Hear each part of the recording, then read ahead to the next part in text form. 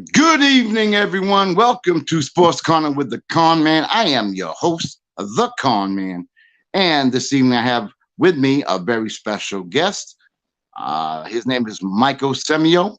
He's a local person from around the area, and I'm so honored to have him on the show. Michael, how are you doing this evening? I'm doing all right. How are you? Thanks for the invitation, and I'm glad to be part of your new venture. Oh, thank you so much. It's a great thing to be on the Empire Sports Network. And I want to thank, of course, Key Williams for without her efforts, this would not happen. But getting back to you, for hmm the viewers who do not know about you, can you explain a little bit about yourself and what you have done and what you're doing in right now? So what I'm doing right now is I've been doing healthcare consulting for the last 20 years, and as an independent consultant, I subcontract with some companies really to help healthcare organizations kind of right their ship as far as financially. And that comes from my background, coming from with my dad as a consultant, coming out of Bryant with some business sense. So Hmm. that's what I've been doing recently. Where you and I sort of cross paths are way back into the early '70s, Oh yeah, oh yeah. through southeastern Massachusetts, and playing basketball and being part of that whole group of people that kind of moved forward during that time. And Mike, again, for the viewers who probably don't know, I followed your high school career. And matter of fact, something I didn't even know until recently. I mean, I followed your career. You had a great high school career. And then I ended up looking on something, and you were, if I'm correct, you were preseason All American coming out of Street and Smith. Am I correct? I was, but there's a little bit of a caveat to that, right? So I'm very happy to be part of that group, but I was not in the top 50. I was not in the top 100. I was an honorable mention in that magazine. As a kid, I was really ecstatic to be in that magazine because that was a staple, right? That some sort of recognition, and I was really happy with that. I think myself and Marlon Burns were the only two in the area Wow. at that time that were named. And hey, that was quite an honor. I mean, you had a uh, distinguished career. I mean, you transferred schools, and Mhm. I remember I'm a little older than you. I won't tell my age. I'm a little older than you, but I look upon your career, and everybody was talking about how good you were, and how what a great player you were, and what a outstanding future you were about to have. And let the people know, what high school you went to, what high schools you went to, and how you furthered your career on the basketball scene as well as educationally. Sure. So I come from a small town, which is a suburb of New Bedford, which was Acushnet, Massachusetts, and started playing basketball through their little league basketball program, and then I really accelerated as far as a basketball player and as an athlete through the junior high, and I had really good success there. Um, I had made the decision with my family to go to Holy Family High School, which was at the time a very small, really competitive school in the area as far as athletics and especially basketball. And I was hoping to go there and kind of take what the traditions were going back to the '60s into the '70s. And Mickey Gonzalez, you and I know intimately. That was their last really great team, which was I think '74, '75. And I was hoping to kind of rekindle that. That didn't happen. The head coach, Mr. Nabriga, Jack Nabriga, retired, and I thought best for me was to kind of move on. And I wanted to continue to play in the larger against the larger schools. And Holy Family was going to be dropping down from Division One to Division Two and playing a group of smaller schools. And I really wasn't interested in doing that. I wanted to play in the bigger schools. So I transferred to Fairhaven High School across the river, and they were about to move up to Division One.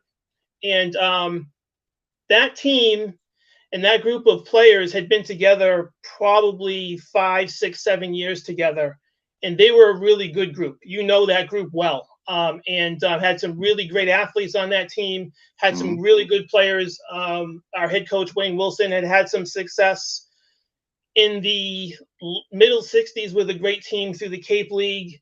So they were up and coming, and there was a lot of expectation with that group. Once I got exposed to them at school, I had been exposed to those players playing in the tournament teams all over Massachusetts. So I knew a lot of those players.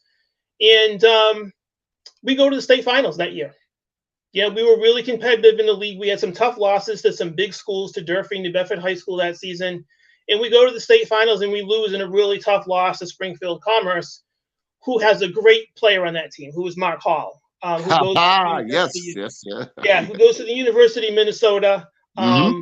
That was their third straight championship for that school. So the 78 team that Mark plays for, that's their third state championship that they have. And we had them. We had them on the ropes and we just ran out of gas. So then I go, I stay with Fairhaven for the next 2 years and play for Mr. Wilson. The interesting thing with Fairhaven, and not unlike small schools, right? You don't have that bandwidth with players and athletes to kind of build. You feel like you're building a team every single year because players are graduating, new players are coming in, and that's tough to do. And that's what happened when I was a junior. There was only one other player moving up with me that season who had played on the state championship team. And we had all new players coming in, guys who had played JV, guys who were just kind of establishing themselves. And we had an okay year. We missed the tournament by a couple of games. We had some tough losses. Our captain got hurt during the season. And that, again, our bench was short just due to that. So we don't make the tournament. I would have loved to have seen that team if we could have kind of stayed together and got a couple of extra wins, what we could have done, because we had a 6-game winning streak at the beginning of the season. We were undefeated. Then we had a 5 or 6-game winning streak at the end. So when we were whole, we were good. But the problem was we just weren't whole enough through the whole season. And the following year, which was 1980, Mr. Wilson announces during the season that he's going to retire. That's his last team. His son is playing the backcourt with me for the last 2 years. And we had a pretty good year that year. We were, again, just real lean on numbers. We didn't have much of a bench. So there was really 5 good players that were on that team. We lose in the state tournament in the quarterfinals to South Boston, who goes on to lose in the next round to a different team that was, moves on to the finals at that year. So for us, that was a nice accomplishment. And, recruiting had been going on with me with colleges really since I was I wouldn't say 8th grade, but I would say as a freshman, that I had a lot of activity and a lot of interest as far as where I wanted to go. And there were a couple of things I wanted to go. So let me just back up 1 second to my junior year. The summer before my junior year at Fairhaven, knowing the numbers were going to be lean, we as a family had some discussions about me potentially going up to Boston and playing in the City League. Now, that would have been a challenge, try to get the waiver and trying to get and have that done. But my mom sort of stepped in and said, I don't want you sleeping on someone's couch for the entire school year. And, that's not going to go. So I stay home. So again, there's a bunch of different things that could have kind of come out of that, which would have been interesting, but it doesn't happen. So, through high school, recruiting gets heavier as time goes on. This as well as I do, playing in summer leagues, playing in those tournaments up in Boston and through Rhode Island and through Connecticut. You get a lot of notice going to camps. There's a lot of coaches around. There's a lot of expectation coming out of that. And a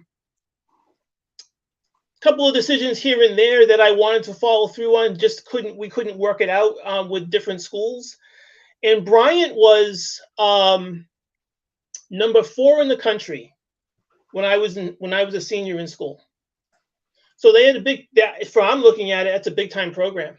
And the academic side is a real challenge for me going forward.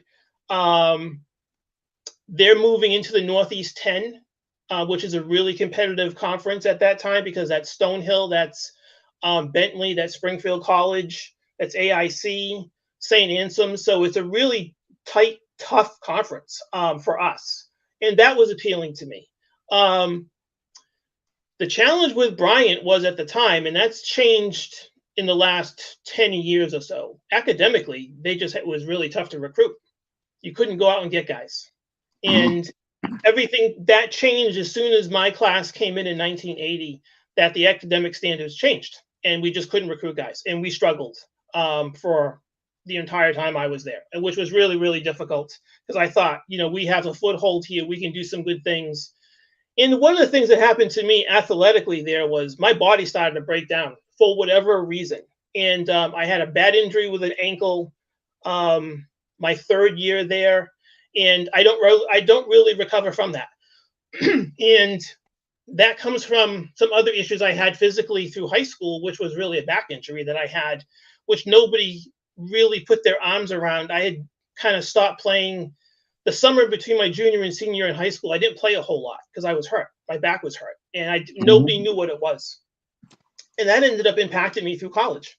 That I ended up having some chronic issues with my legs and my ankles, and nobody could understand it. And it took me, Mike, forever to figure out the diagnosis. And that has been, maybe in the last 20 years, I figured it out with doctors and therapy of what was going on. So it was a challenge going through school.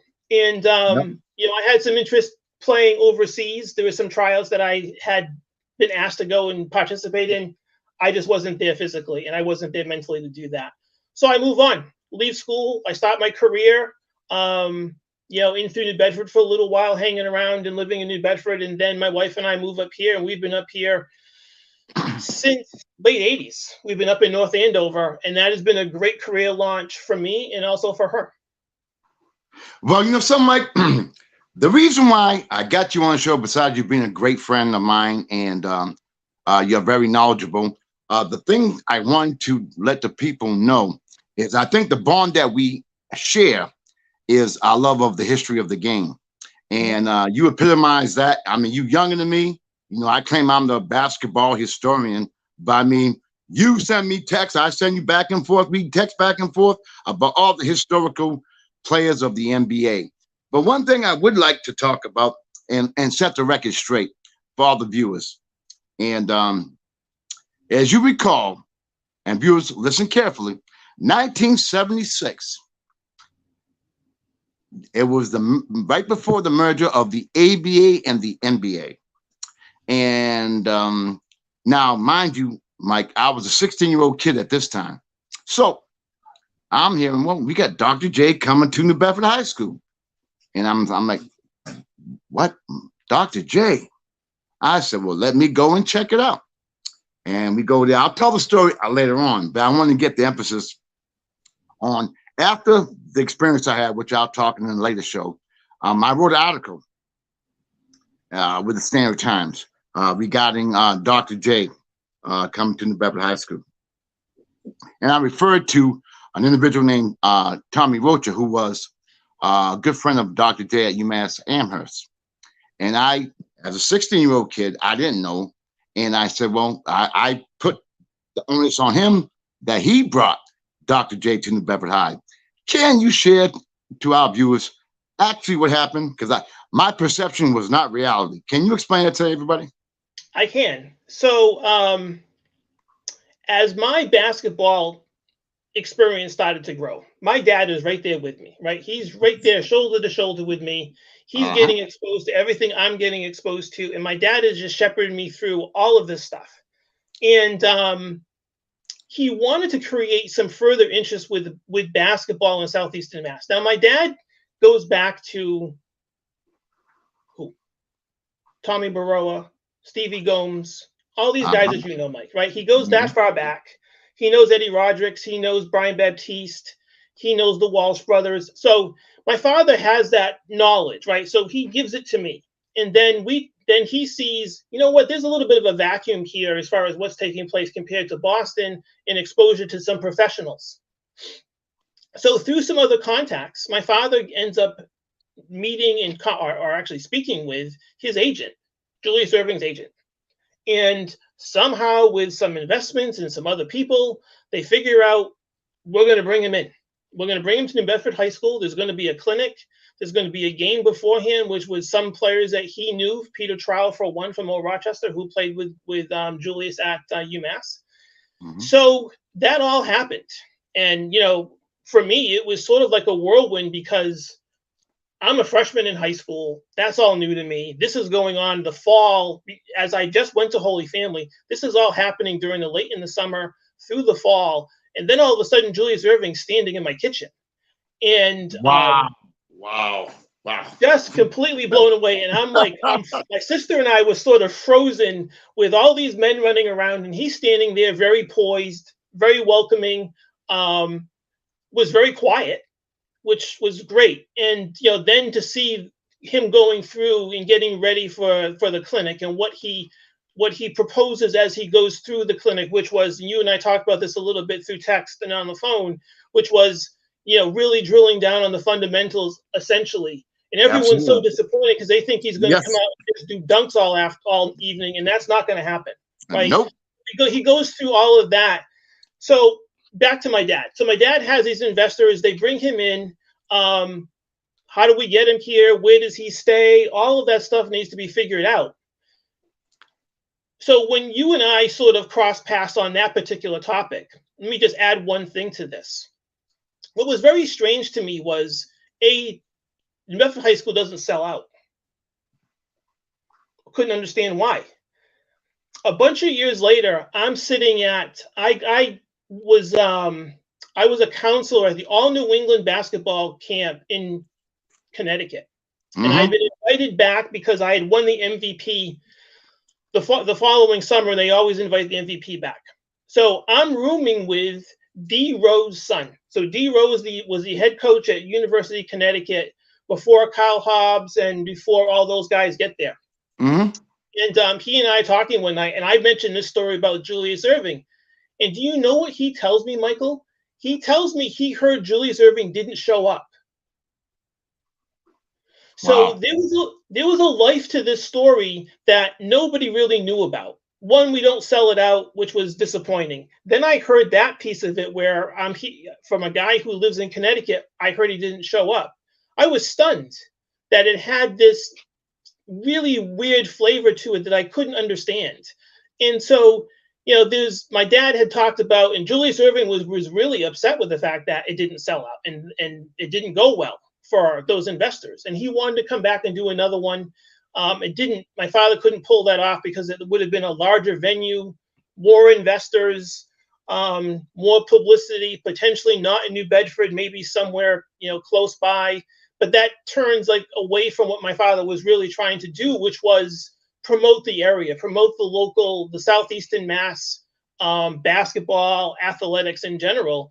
And so it was weird how it turned out. It was great having him in the area, going through what he went through for all those players and all those people that were there. And it happened in a blink to me. All of a sudden, all the preparation with my father and all the running around and the arrangements. And Mark Southworth, who was the coach down in Bourne at the time, had talked about how he took Julius Erving to breakfast on one of the restaurants on the Faven Bridge, and nobody looked twice at him. I was like, how could that be? How could that be that no one looked twice? He stayed at the Skipper, the old Skipper hotel on the bridge. In Faven. Yeah. Mm-hmm. So that was sort of how it ended up, and all is well as far as how the relationships are. But it was disappointing that it didn't have a larger turnout, and my father was disappointed. Those investors were disappointed. But it's a story that I walk around with.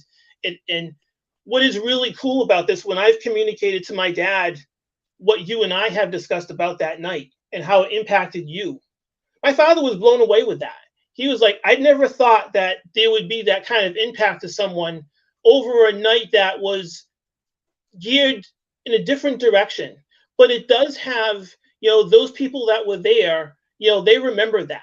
And, you have special feelings about that. And I'll let you go into your story whenever you choose to. But I had not thought of anybody else having some sort of impact to their life and how their athletic life or how their personal life went, just having that experience. Whew. Wow, Mike, I didn't know all that. Again, as a 16-year-old kid, I was blown away. Now, to me, as a 16-year-old kid, playing that thing, 300 people seemed like it was sold out to me. So I don't know how many people there were actually there at New Bedford High School that evening, but to me, it was fantastic, and what a great experience. Something I will never forget. But here's something that I want to express to you. You mentioned your dad, and without people like your dad here in New Bedford, it's kind of in Massachusetts. It's kind of like, I don't know, kind of like a forgotten area. And I've been blessed because I'm old as dirt to have players come to Buttonwood Park. Like, I know you know who this is, but the viewers may not know. The very first player I seen come to Buttonwood Park was Lou Hudson. I know you Hmm. know who that is. That was number one. JoJo White, number two. Again, Buttonwood Park. Nate Archibald, number three at United Front. Now, here we are now. Let the viewers know, back then, we only had 3 channels, if I recall. And I never got to see Dr. J. I read about him through Sports Illustrated, and he was like larger than life. And then when you actually see him, I was in awe. And then, like you said, we spoke about, the crowd was getting a little bit upset, antsy, because he was stressing the fundamentals. And I'll never forget what he said. I may make it look easy, but it took a long time for me to get that way. And he stressed the fundamentals, and people were kind of booing, whatever.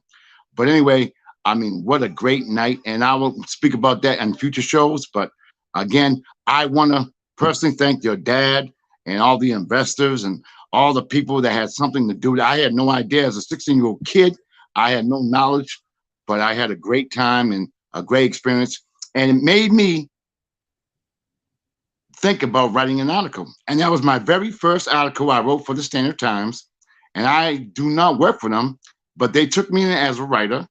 And I'm overwhelmed. Dr. J and Sam Jones are the two most people that I admire and have made an impact on my life because of what they stood for and how they conducted themselves. And I'm honored and privileged to be able to say that I've had that experience. Now, Yeah, I'm right there with you with Julius Irving as far as never seeing him play. right. And he was, and you and I both know this, he was a unique player. There was no other player that looked like him. There was no other player that played like him. And I'm not talking the stuff he does in the air. I am just talking as, physically how he was put together. There was no player that looked like that. And through time, there's always those athletes that show up that have something unique about them.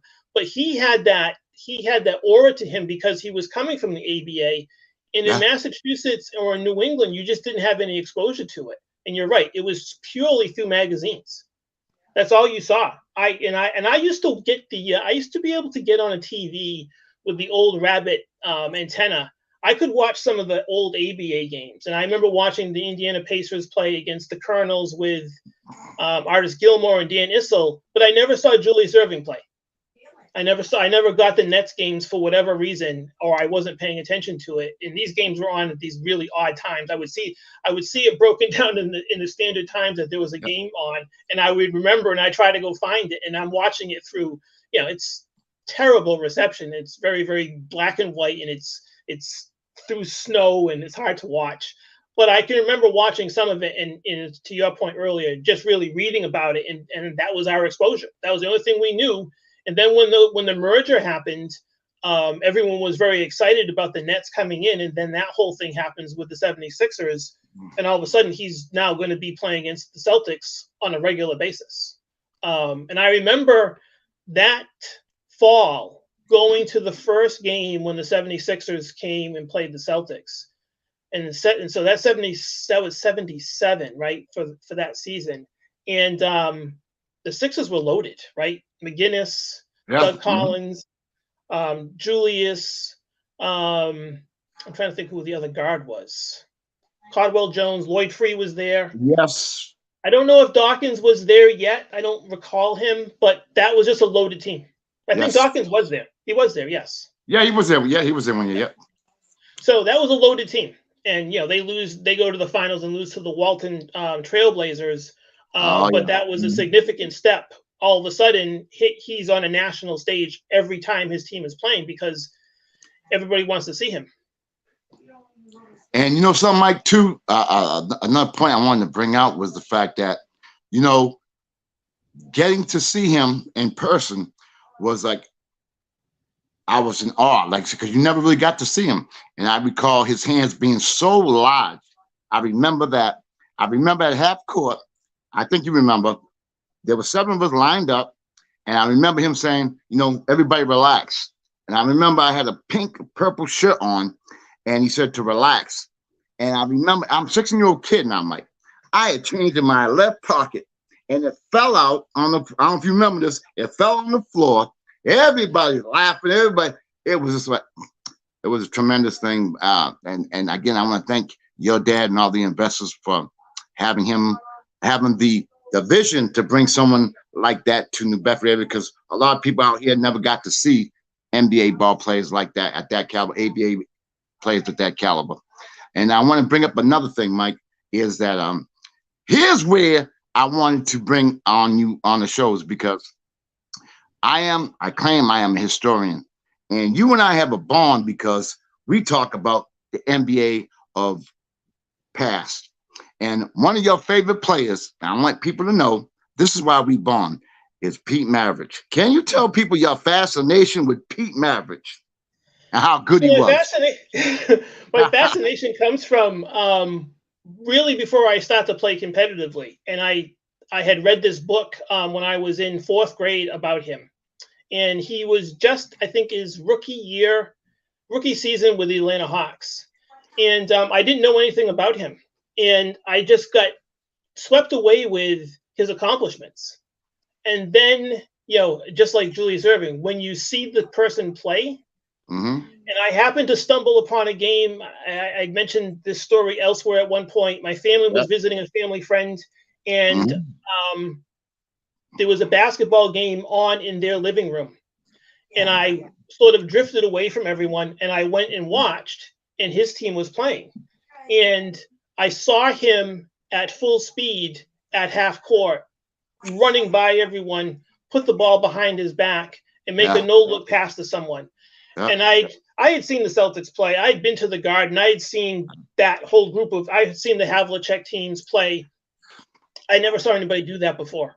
And it stuck with me because just the ease of what that looked like and how the flair that it had. And now, mind you, I'm not a player that has flair by the time all is said and done. But there were things that I would love to do. I would love to do by myself, and things that I could accomplish myself in my driveway as I was practicing as a young player. So my fascination was, he was a big guard, Mike. He was 6'5", 6'6". He was just a unique looking guy. And just the talent was just, as you go through his career, it was just sad as far as the organizations he plays for and is never treated well. And that sort of runs him down as time goes on, emotionally and physically.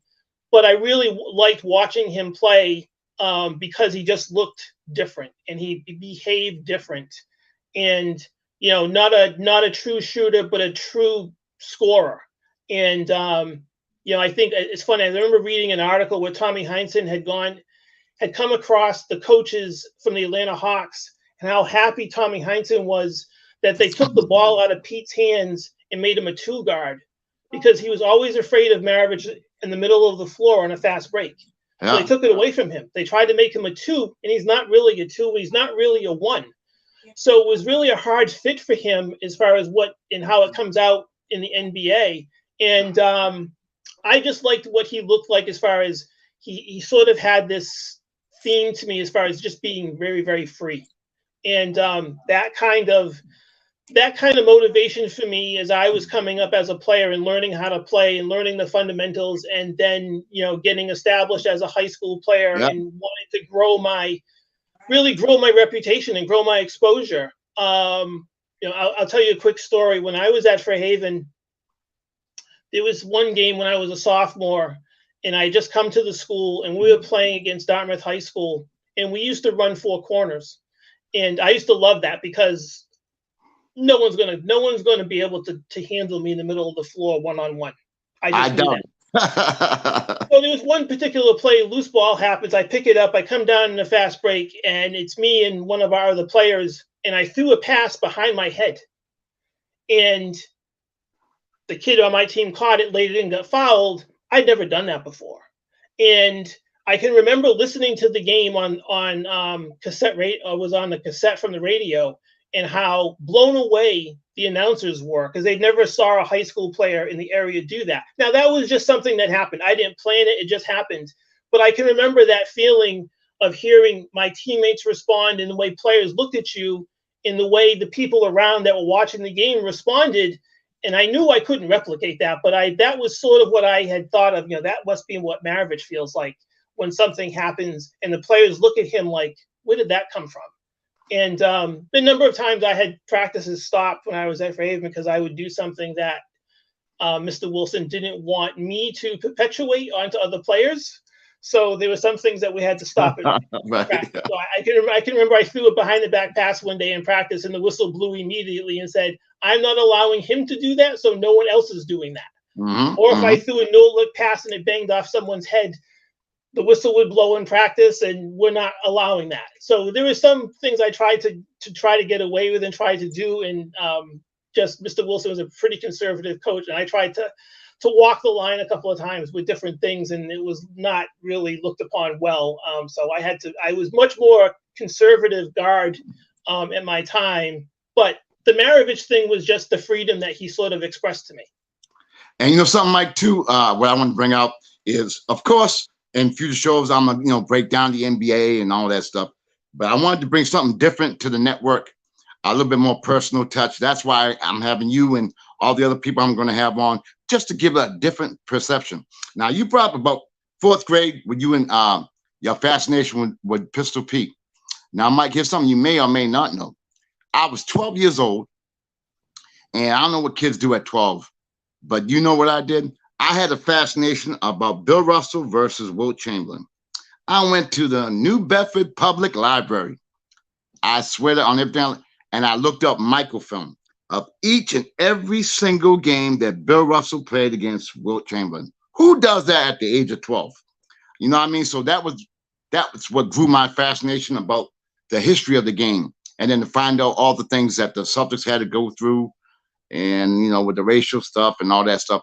So I kind of built my knowledge around the fact about being a historian and never trying to forget all the people, all the players who, without them, the players of today would not be where they're at. And to me, that's why I kind of want to bring you on the show and wait till we talk about other things about you in about a few minutes.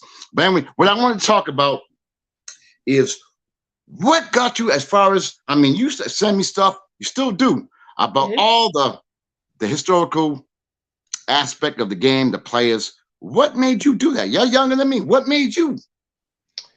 Well, it's sort of, I think we land in the same spot, Mike, is that we're interested in how everything began, right? Where does it come from? We look at it today, what the game looks like today in comparison to what the game looked like when you and I were younger, and it's completely different, right?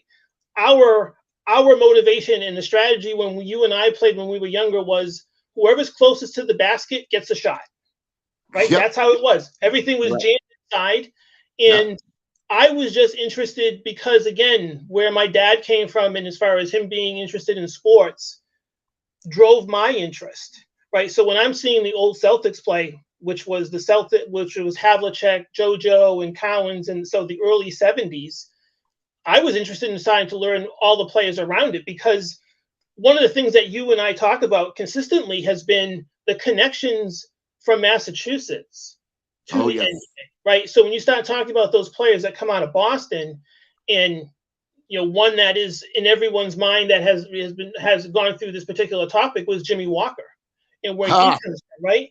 And that connection with Sam Jones and how all that works out. So that was of interest as far as all those dotted lines to all of those men and where they ended up.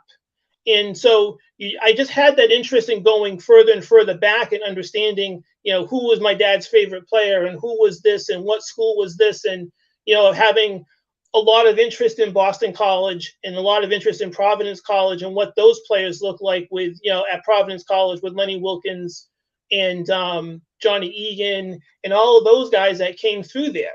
And so I had great interest. I wanted to go play at PC. I wanted to play for Dave Gavitt. That's what I wanted to play for, right? So that was that to me was a very forward-thinking coach. Had a lot of great players that came through there. So that's where my interest came from, and it just became embedded to me as far as just trying to really look backwards and really see who impacted our sport that we're most interested in. Who were those players that we start to follow? Who we have some interest in? That, Mike, those things were going on right before us. And, I was expressing to someone the other day that I'm a little disappointed that I didn't see the high school players when I was younger around the area. Like I never saw Stevie Gomez play. I see him there's a YouTube video of him with that Holy Family team that wins a championship. But I didn't see those guys really play. I wish I had gone to some of those games when I was younger just to experience it. But when I started to get exposed to it, my eyes really light up because you get to see how everybody's enthused about what's going on, and then you want to learn more about who were those guys. So for example, the guy who was my principal at Fairhaven High School was Stan Grabiak. He wins a championship with New Bedford High School in the 40s, in the 50s. Uh-huh. I didn't know that. I ended up having to dig through. I was looking for something else, and I came across his name, and I was like, you got to be kidding me. He actually won a championship. He played. He was an athlete. He and I never had that discussion. And he and I had a lot of discussions for 3 years while I was at Fairhaven. So it's those kind of connections that just sort of, really pique my interest, drive my motivation to try to learn more about what's really happening with our area, Massachusetts, New England, and then expanding upon into the NBA as far as who's connected to who. And, it's been great connecting with you on that because, you just kind of look for someone that you can actually have that interest with. Right. And some of it you've had with some other people, and it's sort of passing, but you and I have gone pretty deep on some stuff. And the guy that I have connections with on Instagram, same thing, right? It's the same connections that I have in talking about some of those older players and going back and learning about what's really taking place. And that just, you just start doing research, and the internet is great for that, when you can kind of find some things that sort of, you go, oh, I didn't know that happened. I didn't know that player went here. Right. And when you did your interview with Sam Jones, I went for that institute that he went to, and those players that went there. So it's just those kinds of things. When you hear that, you're like, oh, I had no idea this happened. And but it's been a great education, and I just look forward to kind of get educated and continue to be motivated by that. And Mike, something deja vu. You mentioned your idol Pistol Pete, and then we were talking about Dr. J. As you know, Dr. J was drafted by the Virginia Squires of the ABA, and the first team he was drafted, the rights, his NBA rights went to Atlanta Hawks. And who played for the Atlanta Hawks? Pistol Pete Mavich. You know what I'm saying? So a little deja vu about that. You know what I mean? So getting back to that. Now, you said players that made an impact. Who do you think that made a major impact as far as how the game is played today? Who reminds you of someone who played in the past that made an impact? Yeah, I don't know who's made an impact for how it's being played today, but my impact goes to, and again, I had to learn all this stuff, right? Is Bill Russell. I mean, that's the impact that I look at as far as how all this plays out. And if you actually, you know what though, if you look at this and you look at the positions that exist today, where everybody's a stretch 3 or a stretch 4, what was Bill Russell? He's a stretch 4. Oh yeah, he's only 6'9". Mm-hmm. Yeah, so he's playing really out of position, but because he's such a great athlete, he can account for that. So that impact, as far as how he plays and his ability and how we can take up space on the floor, that's what's existing. That's what exists today in the NBA, right? It's that space. It's those positions where it becomes very hybrid, how the skill sets and how those players are accommodating those positions today. So I would say him. Right off the top. You know something? I cannot argue with that. Maybe I worded it wrong, but as far as Bill Russell's impact, first of all, as you know, when he blocked the shot, he kept the ball in play. A lot of people like to block the shot out of bounds. He would always keep the ball in play to generate the fast break. We all know about that. And so that respect, I think he was a major factor. To be honest with you, I think Will Chamberlain was a big major factor, because that's how they changed the inside of the basketball area. I think that was a major change. Also, the fact that they wouldn't let Lou Alcindor at the time, they stopped the dunking back then. And that's when my favorite player of NCAA history is David Thompson, as you are well known. I think they all made a major impact. It's It's just phenomenal. Again, all these guys who had so much talent back in the day, and again, I think how much is stressed upon fundamentals. And a lot of players have the athletic ability, but they don't have the fundamentals, the mental capacity to play the game. And the game is very simple, I think. It's if you know the fundamentals, and I'll give you an example. John Stockton had about a half-inch vertical leap. Really couldn't do nothing exceptionally well, but had a 19-year career. And how do you think he did that? Fundamentals. A lot of players that have a distinguished career and a long-lasting career, they develop the fundamentals because you're going to lose your athletic ability. You're going to lose the leaping if you have it. You're going to lose this. But if you have the mental capacity and if you have the fundamentals, you can last a long time in the NBA. Well, one of the things that's happened with the game today is because of the one and done, and that's going away, is that you've lost that opportunity to really learn in college, right? Correct. So college was supposed to be this platform where you would learn and you would progress every season based on either your growth as an athlete, your growth as a player, your ability to actually accommodate what's actually being taught to you. So that's gone. And that's sad that it's gone because you're right. You lose some of those skills. You lose some of that awareness as far as how to do certain things because those great coaches are just gone now. There's still a couple around, but they've all gone, right? But they all had that theme over, I need to teach, right? I need to teach you, right? You're coming here to learn. Yes, we want to learn, we want to play, we want to win, but I'm here to teach you. And if that means you're good enough to move on to the next level, then that gets expanded upon. But a lot of that is when you turn pro, a lot of this is expected you've already learned. Today, that's not the case, right? A lot of it is you're on the job learning, which is very difficult, to be honest, to really watch sometimes because it gets bumpy when it doesn't look right and it doesn't feel right. Correct. And and so I gravitate towards how you and I learned and what we learned and how we played. And I was talking with somebody online the other night and saying, do you think so and so could play today? And I said to this person, I said, great players can play in any era. Absolutely correct. I said because they're great players, right? I said they'll figure it out.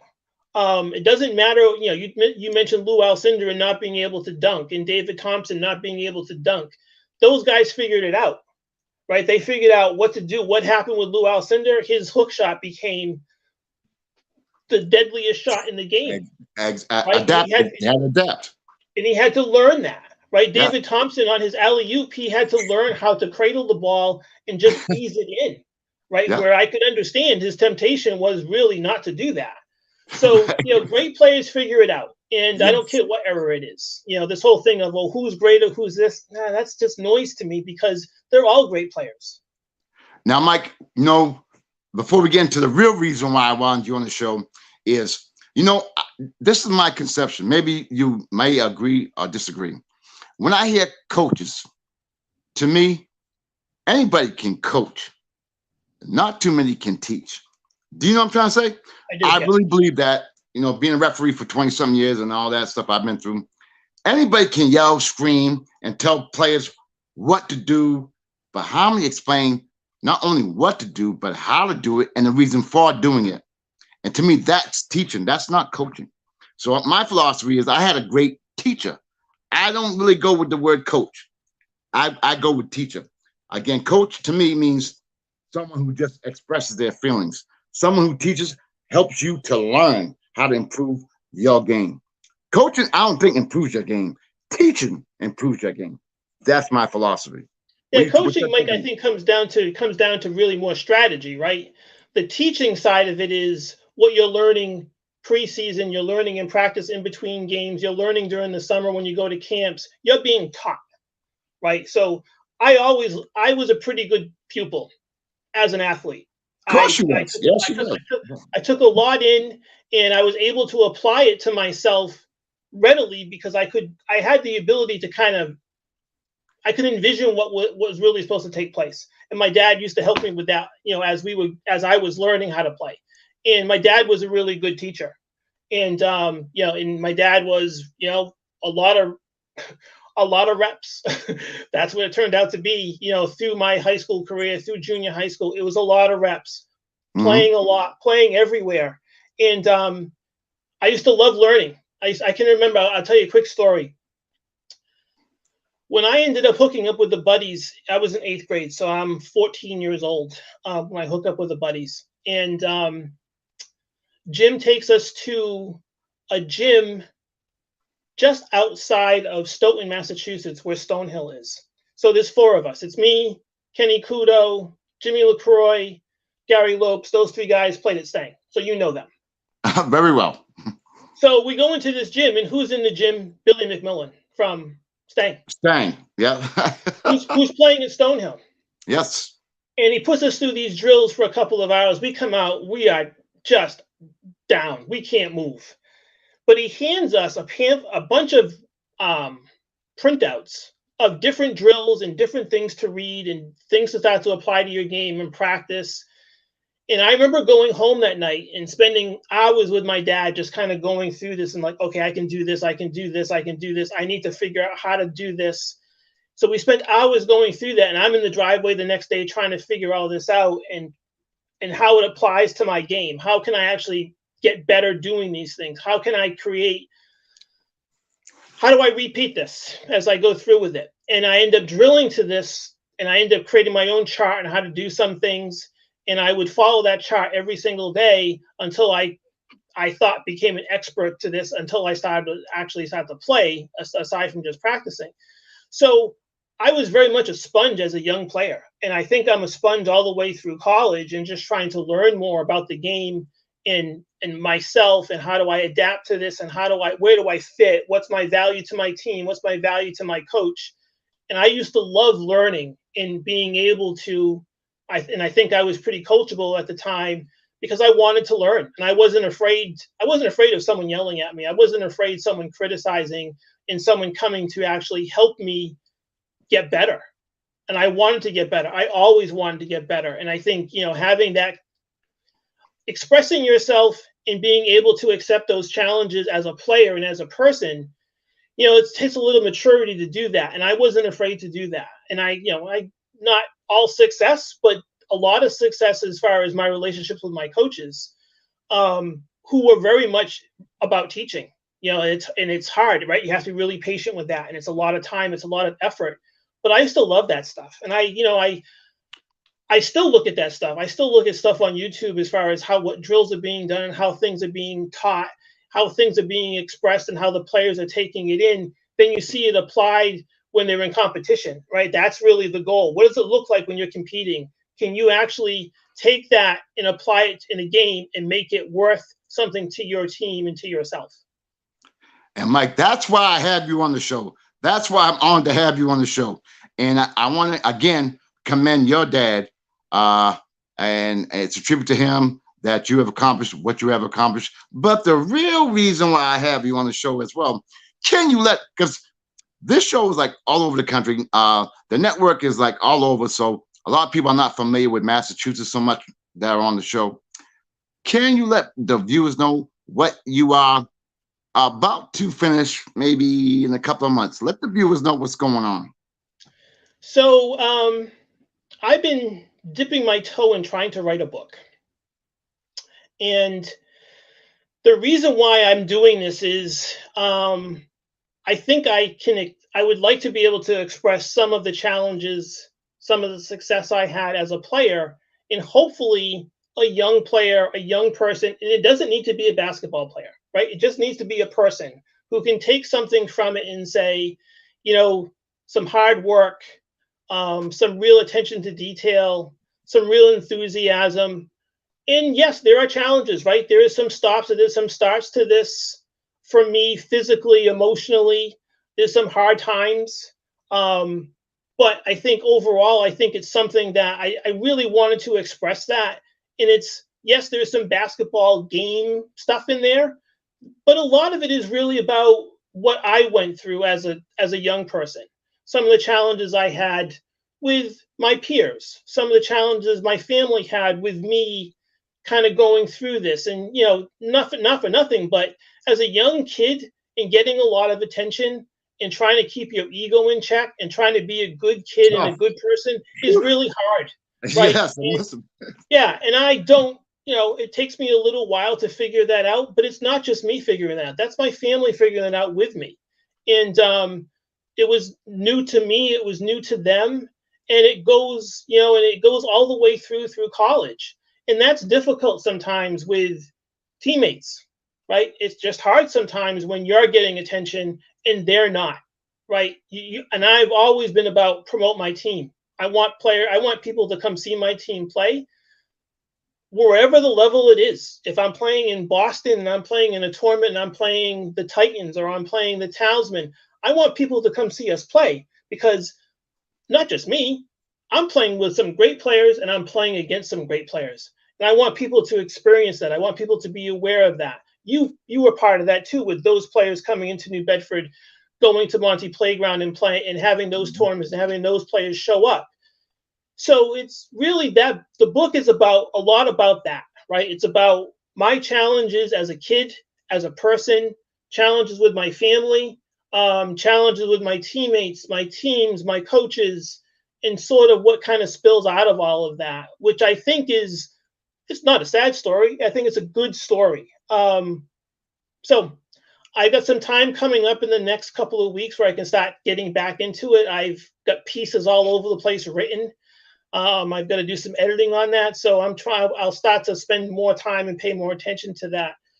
Some people have read some stuff. You've seen some of it. Fantastic. I've given you some flavor to it. Some other people have been very open about expressing really nice things, been very supportive. But I need to make it a reality. I've been talking about this for a little while, but I need to make it a reality and go through the painful part of finding a really good editor to help me with this and see where we go from there. Mike, too, I'm so proud of the person that you become. And, that's why I wanted you on the show, because, again, during my show, of course, we're going to talk about the NBA and all that stuff and the stats and all that. But sometimes I want to bring a personal touch, something different. And you have provided that. And I'm honored to have you on the show. And, you and I have a great bond now. I mean, you text me all kinds of stuff. I text you back and forth. We always keep in touch. You are something else. I was so happy to have you on the show this evening, because I know the type of person you are and the character that you are. And for me, it's very special for you to come on my show. It's my only second show, and I'm very happy to have you on my show. And again, I want to thank you for everything. And how do people get in touch with you if they want to get in touch with you? Because the things you said tonight might hit somebody where they may want to get in touch with you. I mean, I'm on all the social medias. I mean, you know that too. So I'm on Facebook, I'm on LinkedIn, I'm on Instagram. So that's where people can find me. And I very much welcome that. I'd like to have some connection with some people on whatever it happens to be. I'm pretty open with that. I think you're aware of that, as far as how my commitment to communicating has been. So that's where I am. So one other thing, Mike, this has been absolutely great. And I'm super happy you invited me on. I'm a little disappointed I wasn't the first guest, but that's okay. But I'm very happy. I'm glad you have a new venture, and I'm excited for you to see this grow and expand. So it's been great fun, going through all of this. And yeah, the text we have back and forth about information, it always, it's been great entertainment. It's great connecting with you. It's great teasing with you sometimes over stuff. So that's been nice. Always. Again, I mean, you made my day. I'm honored to have you on the show, and I'm going to have you back when your book is completed. You're coming back, and then we can. I will use that. I'll use that as my carrot to get it done, so I can come back. Well, Mike, again, it's been a pleasure having you on my show. And ladies and gentlemen, boys and girls, thank you for tuning in to Sports Corner with the Con Man on the Empire Sports Network. I am the Con Man. I am appreciative of having my guest, Mike Semio. Mike, can you let people know how to reach you one more time? So I'm on all the social medias, between Facebook, LinkedIn, Instagram. So I'm all over the place. So just reach out and connect with me, and my network can grow, and hopefully your network can grow. We can have some common discussions about some things, or just say hello. Absolutely. Again, Mike, I want to thank you from the bottom of my heart for coming on my second show. It wasn't the first, but it was the second one. Anyway, hey, hopefully we got a whole lot more shows to do. Again, I want to thank you from the bottom of my heart, and God bless you. Tell your dad I said hello, and I hope he's watching. Tell him I said hello, and Mike, make sure you come on again. And again, Empire Sports Network. I am honored to be part of the network. They're doing great things. Again, I want to let a big shout out to Key Williams and Freddie Henderson, for without their help, this show would not be possible. So I want to thank them again. And hopefully we have enough people tune in, share, and share alike. Mike, again, I want to thank you. Thanks, God Mike. bless everybody. Have a great night. Mike, I will talk to you soon. Thank you all. Bye.